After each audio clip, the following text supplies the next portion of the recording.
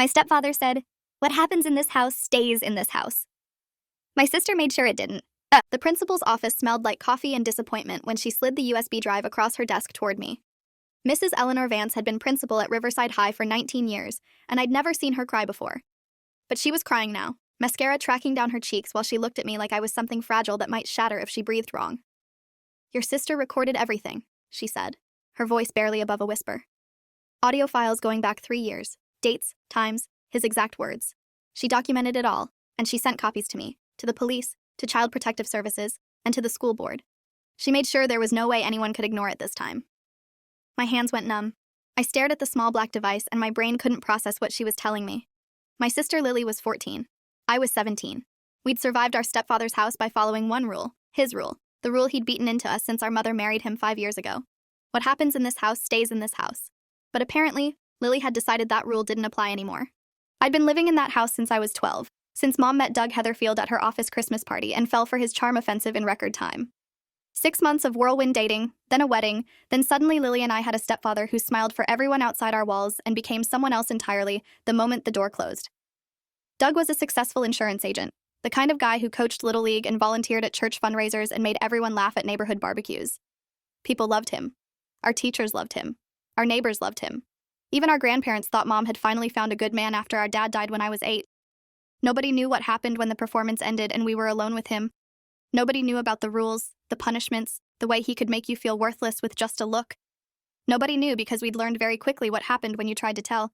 The first time I'd attempted to say something, I was 13.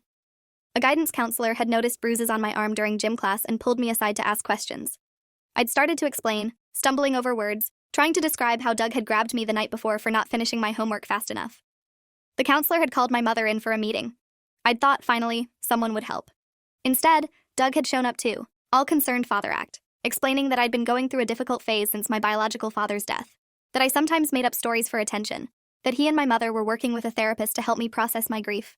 He'd produced documentation, emails to a fictional therapist, notes about my supposed behavioral issues.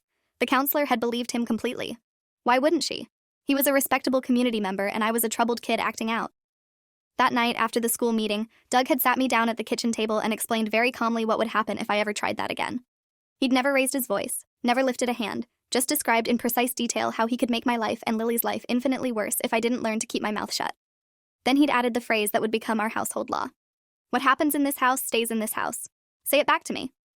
I'd repeated it, my voice shaking, and he'd smiled and patted my head like I was a good dog learning a new trick. After that, the escalation had been gradual, but relentless. Doug's control extended into every aspect of our lives. He monitored our phones, read our texts and emails, checked our browser histories nightly. He controlled what we wore, what we ate, who we could be friends with, what activities we could join. He had rules for everything, posted on the refrigerator in his neat handwriting.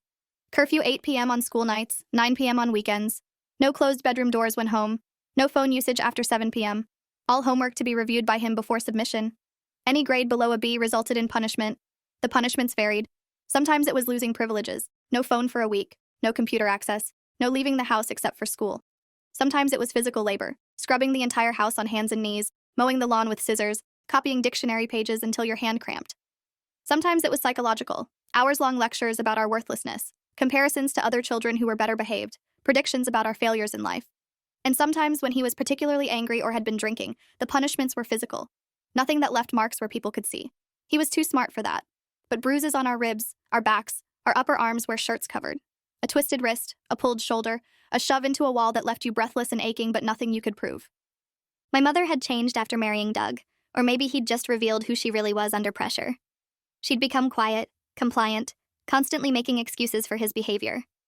When Lily or I tried to talk to her, she'd say things like, "Doug just wants what's best for you," or "You need to try harder to follow the rules," or "If you would just behave, there wouldn't be problems." She worked long hours as a nurse and seemed relieved to let Doug handle discipline and household management. I'd stopped trying to reach her after about a year. She'd chosen him, and she was going to keep choosing him no matter what we said. Lily had lasted longer, kept trying to get Mom's attention, kept asking why she didn't protect us. But eventually even Lily had given up and accepted that we were on our own. We'd developed our survival strategy. Keep your head down, follow the rules perfectly, don't give him any reason to notice you, stay invisible, get through high school, get into college far away, escape and never look back. That was the plan. 4 years for me, then Lily would follow 3 years later. We just had to survive until then. But things had gotten worse over the past year. Doug's drinking had increased, and with it, his volatility. The rules became more arbitrary, the punishments more frequent and severe. He'd started coming into my room late at night, sitting on the edge of my bed, talking in this low voice about how I was becoming a woman now, how I needed to understand certain things about the world. He never touched me sexually, but the implication hung in the air like poison, the threat of what might happen if I didn't stay perfectly obedient. I'd started sleeping in jeans and a hoodie, my desk chair wedged under the door handle. Lily had noticed, had asked me why, and I'd lied and said I was just cold at night. I couldn't tell her what I suspected was coming, couldn't put that fear into her head too. She was only 14. She deserved to feel safe for a little while longer, even if that safety was an illusion. But Lily was smarter than I'd given her credit for. She'd been watching, noticing, documenting. While I'd been focused on survival and escape, she'd been building a case. The first recording had been made 11 months ago, according to the file names Mrs. Vance showed me on her computer. Lily had used her old iPod, the one Doug thought was broken, and hidden it in various places around the house. The living room bookshelf during family meetings, the kitchen counter during dinner, her bedroom when Doug came in to enforce some punishment. My bedroom that time, he'd sat on my bed at 11:30 p.m. talking about my developing body. She'd captured everything. His voice, cold and controlled, listing our failures, his threats, specific and detailed, the sound of his hand hitting Lily's face when she'd talked back, the sound of me crying after he'd made me throw away every belonging I owned that I'd bought with my own money from my part-time job, punishment for getting a B+ instead of an A on a chemistry test. The recordings were damning and horrifying and undeniable. You could hear everything. The fear in our voices, the calculated cruelty in his, the sound of a household where children weren't safe. Mrs. Vance had explained that Lily had come to see her 3 days ago, during lunch period, and had handed over a folder containing printed transcripts of selected recordings, a timeline of incidents, and a written statement detailing years of abuse. Lily had also provided the names of witnesses who might corroborate certain incidents, neighbors who'd heard yelling, a pediatrician who'd noted suspicious injuries, teachers who'd seen behavior changes. She'd built a comprehensive case with the methodical precision of someone much older than 14. Mrs. Vance had immediately contacted the police and Child Protective Services as mandated by law. She'd also called the school board to inform them that 2 students in her school were in immediate danger and that she was initiating emergency protective procedures. By the time I was called to her office the next morning, there were already police detectives, a CPS investigator, and a child advocacy attorney waiting to talk to me. I'd walked into that meeting thinking I was in trouble for something. Maybe Lily had gotten caught with my ID trying to buy something. Maybe I'd missed too many days of work without proper notice. Instead, I'd found 5 adults looking at me with expressions ranging from sympathy to barely contained anger, and I'd known immediately that our carefully maintained secret was no longer secret. Detective Raymond Bosworth had introduced himself first, a man in his late 40s with graying hair and tired eyes that had probably seen too much. He had 23 years with the police department, he'd said, the last 11 in the Crimes Against Children unit.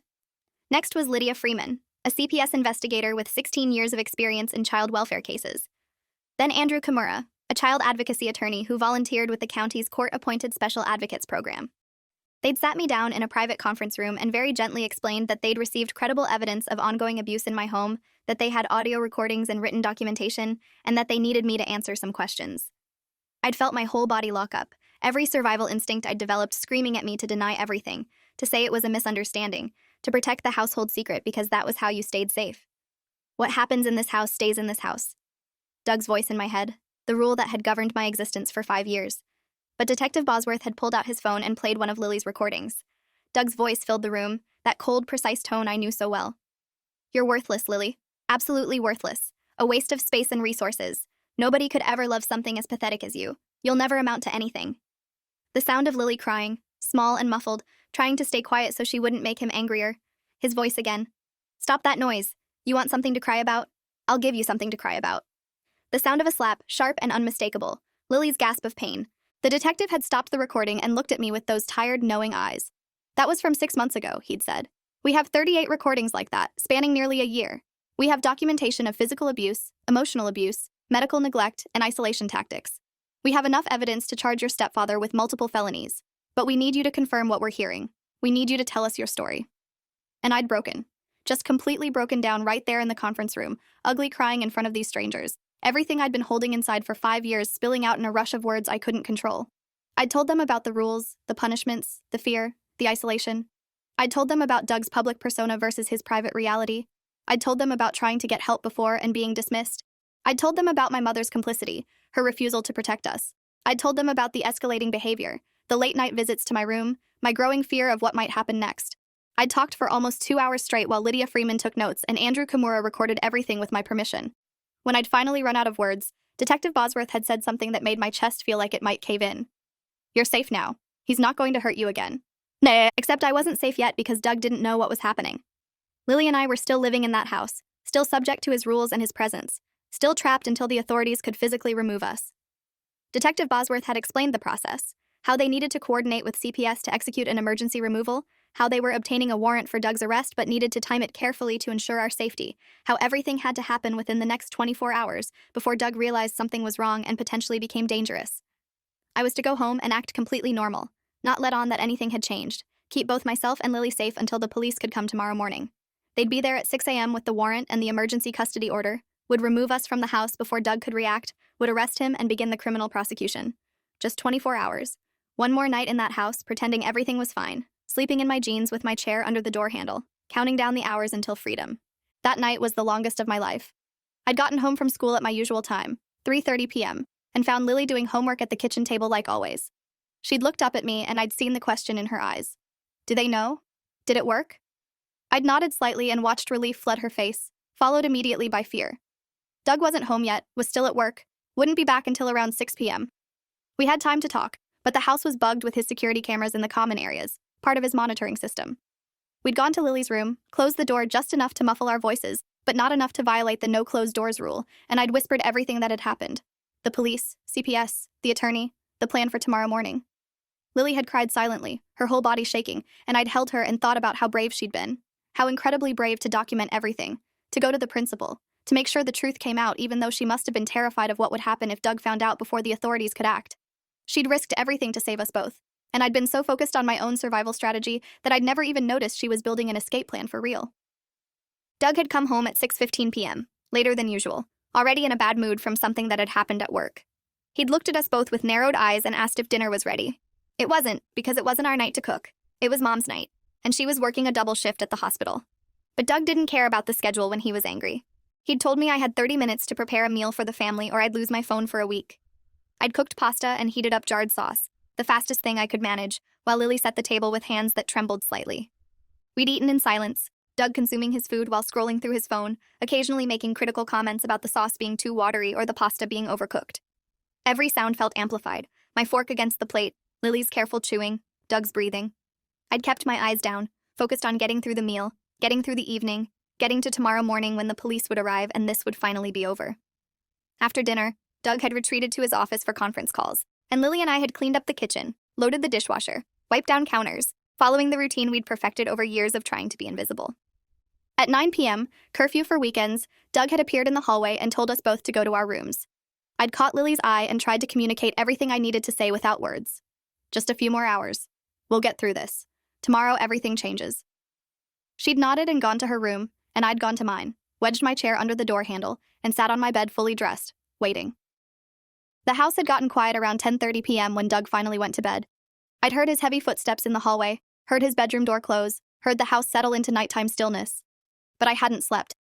I'd sat there in the dark, watching the hours tick by on my phone, 11 p.m., midnight, 1 a.m., 2 a.m. At 2:47 a.m., I'd heard a sound that made my heart stop.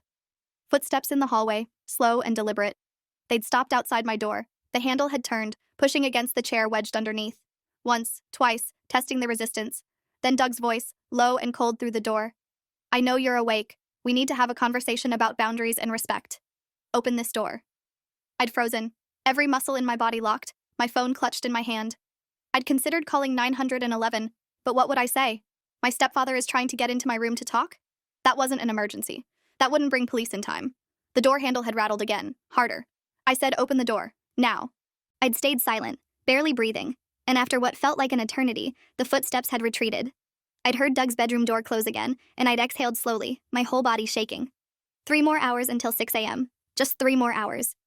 I'd texted Detective Bosworth, who'd given me his direct number for emergencies. Doug just tried to come into my room. Door was blocked. He left, but I'm scared. The response had come within minutes. "Sit tight. We're moving up the timeline. Officers will be there by 5 a.m. Stay in your room with the door secured. If he tries to get in again, call 911 immediately." I'd sent back a thumbs up emoji, my hands shaking too badly to type words. And then I'd sat there in the dark, counting down the minutes, praying Lily was safe in her room, praying Doug wouldn't try again, praying I could hold on for just a little while longer. At 4:53 a.m., I'd heard vehicles outside. Multiple vehicles, engines cutting off, car doors opening and closing quietly. I'd moved to my window and seen police cars, unmarked vehicles, a CPS van, officers in tactical gear moving toward the house, Detective Bosworth in plain clothes coordinating, everything happening fast and precise and professional. At exactly 5 a.m., there was loud knocking on the front door. "Police, we have a warrant." I'd heard Doug stumbling out of his bedroom, confusion and anger in his voice. "What the hell?" I'd heard the front door opening, heard multiple voices, heard Doug starting to argue. "I don't understand. There must be some mistake. I haven't done anything wrong." Detective Bosworth's voice, calm but firm. "Douglas Heatherfield, you're under arrest for multiple counts of child abuse, assault, and endangering the welfare of minors. You have the right to remain silent." I'd heard scuffling, Doug's voice rising in volume, protesting his innocence, demanding to know what this was about, threatening to sue everyone involved. The sound of handcuffs clicking shut. Then Detective Bosworth calling up the stairs. "Lily, it's Detective Bosworth, you're safe now. Please come out." I'd moved the chair from under my door handle and opened it slowly. Lily had emerged from her room at the same time, her face pale, her eyes wide. We'd stood in the hallway looking at each other, and then we'd walked down the stairs together. The living room was full of people. Police officers, CPS workers, Detective Bosworth, Lydia Freeman. Doug was in handcuffs, his face red with anger and confusion, staring at us with an expression I'd never seen before. Betrayal, rage, disbelief. He'd started shouting. "What did you tell them? What lies have you been spreading? After everything I've done for you, ungrateful, manipulative little..." Detective Bosworth had cut him off. "That's enough. You're making this worse for yourself." Doug had looked at me, then at Lily, and something in his face had changed. He'd realized. Somehow, he'd figured out that this wasn't about something recent, wasn't about one incident, but about everything. Years of everything. And he'd known we were the ones who'd finally broken the rule. What happens in this house stays in this house. Except it hadn't stayed, because Lily had made sure it didn't. They'd taken Doug away in a police car, still protesting, still threatening, still trying to maintain control even as it slipped completely through his fingers. Lydia Freeman had explained that she had an emergency custody order placing both Lily and me in state protective custody temporarily. We'd be staying in a group home for the next few days while they located appropriate foster placement or family members who could take us. We needed to pack essential belongings quickly, just enough for a few days, and CPS would help us retrieve more later. I'd gone to my room and filled a backpack with clothes, toiletries, my laptop, my phone charger. Lily had done the same. We'd been ready in 15 minutes, years of practice at moving quickly and efficiently on demand. As we'd walked out of that house for what I'd hoped was the last time, I'd looked back and felt nothing. No nostalgia, no sadness, no attachment. Just relief that we were leaving, that the rule had been broken, that we'd never have to live under Doug's control again. The next few days had been a blur of interviews, statements, medical examinations, and paperwork. Detective Bosworth had explained that Doug was being held without bail due to the severity of the charges and the risk he posed to us. The district attorney's office was building a case using Lily's recordings, our testimonies, and additional evidence collected from the house search warrant. They'd found documentation of Doug's surveillance system, his monitoring software on our phones and computers, his detailed records of punishments and rules. They'd also found a journal where he'd written about his disciplinary philosophy, describing in disturbing detail his beliefs about controlling children through fear and isolation. The journal entries had been turned over to a forensic psychologist named Dr. Vanessa Sterling, who had 21 years of experience in family violence cases. She'd evaluated Doug and had written a report concluding he displayed characteristics consistent with pathological need for control, narcissistic personality disorder, and potential antisocial traits. Her professional opinion was that he posed a continued danger to minors and should not have unsupervised contact with children pending the outcome of the criminal trial. Our mother had been contacted on the day of Doug's arrest. She'd been at the hospital finishing her shift when police had shown up to inform her that her husband had been arrested and her children were in protective custody. According to Lydia Freeman, who'd been present for that conversation, Mom's first response had been denial and anger directed at us. "What did those girls say? They're lying. They've always been difficult. Doug is a good man who's tried so hard with them." CPS had played one of Lily's recordings, and Mom had gone silent, listening to Doug's voice degrading and threatening her daughter, hearing the slap, hearing Lily's pain. Lydia had said Mom had started crying and saying she didn't know. She'd thought we were exaggerating. She'd thought Doug was just strict but not abusive. But that was a lie, and we all knew it. I'd told Detective Bosworth about the time I'd tried to get help when I was 13, about how Mom had sided with Doug, about the years of her dismissing our concerns and telling us to try harder to follow his rules. There were records of that old guidance counselor meeting, documentation of Mom being informed about suspected abuse and choosing to believe Doug's explanation instead. The district attorney was considering charging her as well, with failure to protect and child endangerment, though they were still gathering evidence. Lily and I had been placed temporarily with our maternal Aunt Sophia and her husband, after CPS had completed background checks and home evaluations. Aunt Sophia lived about 30 miles away and had always been kind to us, though we'd rarely seen her because Doug had discouraged contact with extended family. She'd been horrified when she'd learned what had been happening, kept apologizing for not realizing, for not pushing harder to maintain connection with us. Her house was quiet and normal in a way that felt almost surreal. No rules posted on the refrigerator, no surveillance cameras, no curfews or inspections or punishments. She'd told us we were welcome to stay as long as we needed, that she'd been trying to petition for custody permanently, that she wanted us to feel safe. The first night there, I'd slept in a bed without my chair wedged under the door, without wearing my jeans and hoodie, without listening for footsteps in the hallway. I'd woken up at 3 a.m. in a panic, disoriented and afraid, before remembering where I was. Safe. We were safe. The criminal case against Doug had moved forward with surprising speed. The district attorney, a woman named Rebecca Paulson who'd been prosecuting for 18 years, had explained that cases with this much documented evidence and multiple victims typically resulted in plea agreements. Doug's defense attorney had approached her about a deal where Doug would plead guilty to reduced charges in exchange for a lighter sentence. Rebecca had refused. She'd said the recordings alone were damning enough to guarantee conviction at trial, and she wasn't interested in giving Doug any breaks. He'd terrorized 2 children for years, and he was going to face the full consequences. The trial had been scheduled for 4 months out, but Doug's attorney had kept trying to negotiate, kept floating different plea scenarios. Meanwhile, Doug had been sitting in county jail, and according to Detective Bosworth, not handling incarceration well.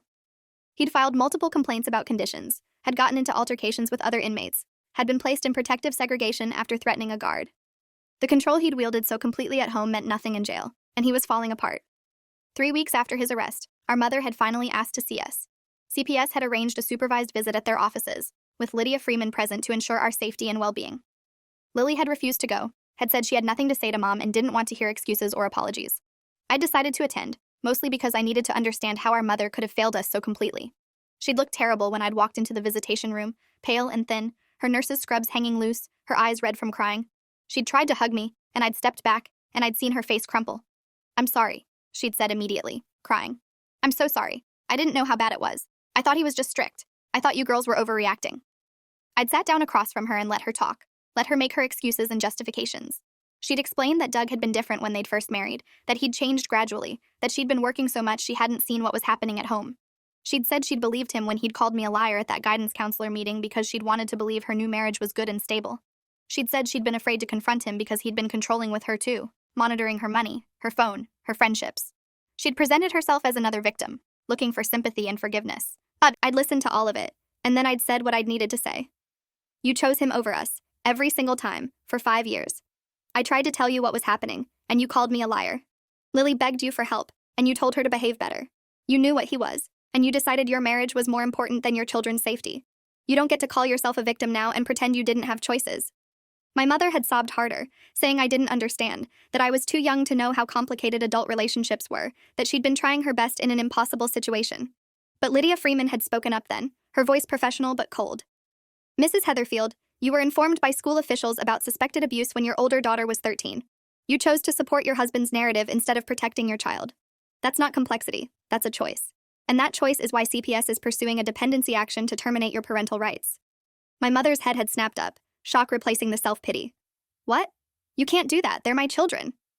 Lydia had pulled out paperwork, had explained that given Mom's documented failure to protect, her ongoing denial of the abuse severity, and her prioritization of her relationship with Doug over her children's welfare, the state was recommending permanent severance of parental rights to allow for adoption by a suitable guardian if one could be found.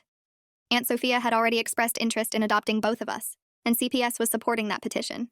The hearing for termination of parental rights had happened 8 weeks after Doug's arrest. Our mother had shown up with a lawyer, had testified that she'd been manipulated by Doug, that she'd been depressed and not thinking clearly, that she loved us and wanted a chance to repair the relationship. Her lawyer had argued that she'd never physically abused us herself, that she'd been a victim of Doug's psychological control, that removing her rights permanently was too extreme. But the evidence had been overwhelming. The school records from when I was 13, the emails and texts where Lily had tried to tell her what was happening and been dismissed, the recordings where Doug had insulted and threatened us while Mom had been in the house within earshot and had done nothing. CPS had presented expert testimony from Dr. Margaret Fowler, a child psychologist with 28 years of experience, who'd evaluated both Lily and me. Dr. Fowler had testified that we both showed signs of complex trauma, that our relationship with our mother was irreparably damaged by her failure to protect, and that maintaining legal ties to her would be detrimental to our healing and recovery. The judge, an older woman named Honorable Patricia Keene, who'd been on the family court bench for 16 years, had listened to everything and then delivered her ruling. She'd said that while she understood domestic abuse dynamics and how victims could be manipulated, parents had an affirmative duty to protect their children that superseded all other considerations. Our mother had multiple opportunities to intervene, had been explicitly informed of abuse, and had consistently chosen inaction. Her parental rights were terminated effective immediately, and custody was transferred fully to CPS for purposes of adoption placement, with Aunt Sophia pending finalization. Our mother had wailed in the courtroom, had shouted that this wasn't fair, that she'd been trying to protect us in her own way, that someday we'd understand. I'd sat there feeling nothing. No sadness, no guilt, no second thoughts. Just relief that the legal ties were cut, that she couldn't use her parental status to interfere with our lives anymore, that we were free of her just like we were free of Doug. Aunt Sophia had put her arms around both Lily and me and said we were going home, that she'd start the adoption paperwork immediately, that we were her daughters now if we wanted to be. Lily had nodded, crying, and I'd said yes, we wanted to be. We wanted a mother who would actually protect us, who would choose us over anyone else, who would keep us safe. And Aunt Sophia had proven over the past 2 months that she was that person. She'd gone to every appointment, every court hearing, every therapy session. She'd learned about trauma-informed parenting and how to help us feel secure. She'd told us the rules in her house were basic and reasonable, safety stuff like letting her know where we were going and being home by a reasonable hour, and that we could talk to her about anything without fear of punishment. She'd meant it. I'd tested those boundaries a few times, expecting the same explosive reaction Doug would have had, and instead Aunt Sophia had responded with patience and conversation. It was like learning to live in a different world. Doug's trial had finally begun 6 months after his arrest. Rebecca Paulson had built an airtight case. The recordings, our testimonies, the journal entries, the surveillance evidence, testimony from neighbors who'd heard yelling, from my old pediatrician who'd noted suspicious injuries, from teachers who'd witnessed behavioral changes. She'd presented expert testimony about child abuse dynamics, about the psychological impact of prolonged trauma, about the patterns of control and isolation Doug had employed. Doug's defense attorney had tried to paint him as a strict but caring stepfather who'd been overwhelmed by 2 difficult teenage girls, had tried to suggest we'd fabricated evidence or exaggerated normal discipline. But the recordings were undeniable.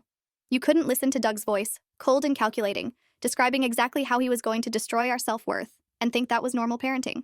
You couldn't hear Lily being slapped and crying and think that was appropriate discipline.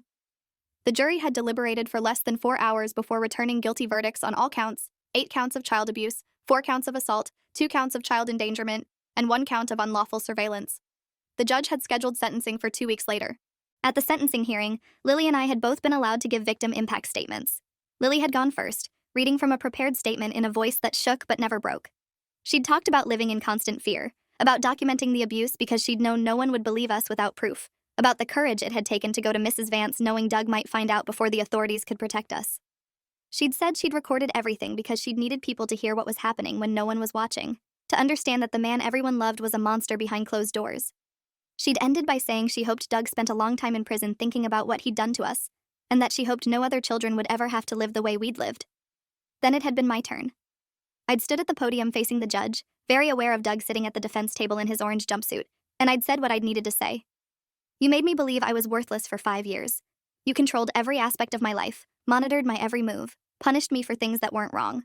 You made me afraid in my own home, afraid to sleep, afraid to speak, afraid to exist.